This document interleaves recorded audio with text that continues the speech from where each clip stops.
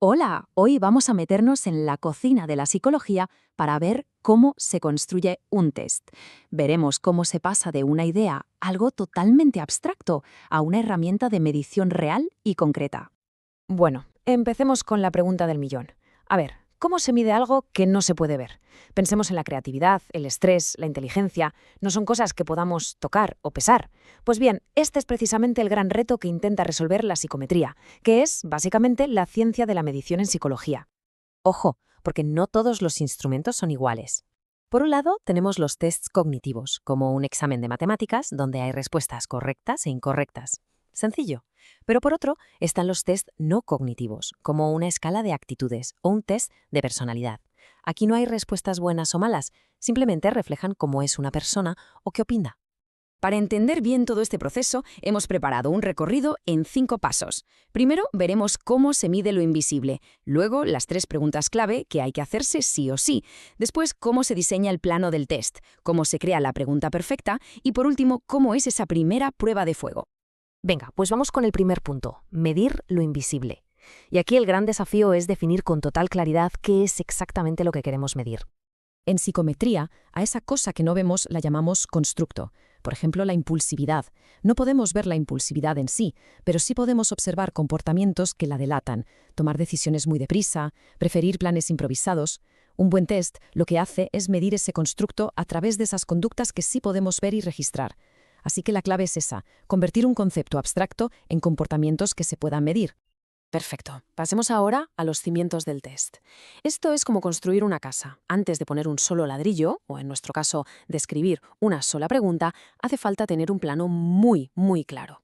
Y todo se resume en 3 preguntas fundamentales. La primera, ¿qué se va a medir? Es decir, ¿cuál es nuestro constructo?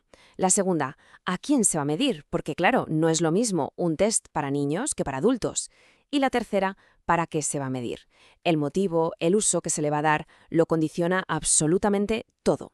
Este ejemplo lo deja clarísimo. Si queremos un test para detectar altas capacidades, necesitaremos preguntas súper difíciles para poder diferenciar a los que están muy por encima de la media. En cambio, si es para identificar dificultades de aprendizaje, usaremos preguntas muy fáciles, donde solo fallen quienes de verdad tienen un problema. Como vemos, el quién y el para qué marcan las reglas del juego desde el minuto 1. Y ahora sí que sí, entramos en la fase de construcción pura y dura.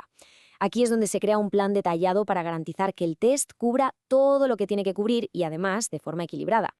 Para hacer esto, se usa lo que se llama una tabla de especificaciones. Es, literalmente, el plano del test. Miramos este ejemplo de un examen de psicometría.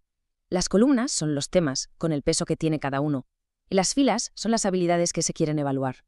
Esta tabla nos asegura que el test final tenga, por ejemplo, un 35% de preguntas sobre fiabilidad, y que además estas se repartan bien entre conocimiento, comprensión, aplicación y análisis. Con el plano ya listo, toca elegir las herramientas. O sea, el formato de las preguntas, que técnicamente se llaman ítems. Hay 2 grandes grupos, los de elección, que son de respuesta cerrada, el típico tipo test o el de verdadero/falso, y luego están los de construcción, que son de respuesta abierta, como las preguntas de desarrollo o un ensayo. Vamos ahora al arte de la escritura. La calidad de un test no es ni más ni menos que la suma de la calidad de cada una de sus preguntas. No hay atajos que valgan. Para escribir buenos ítems hay unas cuantas reglas de oro. Por ejemplo, hay que evitar la ambigüedad a toda costa, expresar una sola idea por pregunta y, por favor, nada de dobles negaciones, que solo sirven para liar. En las preguntas tipo test, las opciones falsas, los distractores, tienen que parecer de verdad, tienen que ser creíbles. Y en las de verdadero o falso, hay que huir de palabras como siempre o nunca, que casi siempre dan la pista de la respuesta correcta. Aquí tenemos un ejemplo de libro de lo que no se debe hacer. Esto es lo que se conoce como una pregunta de doble cañón, porque en realidad está preguntando 2 cosas a la vez.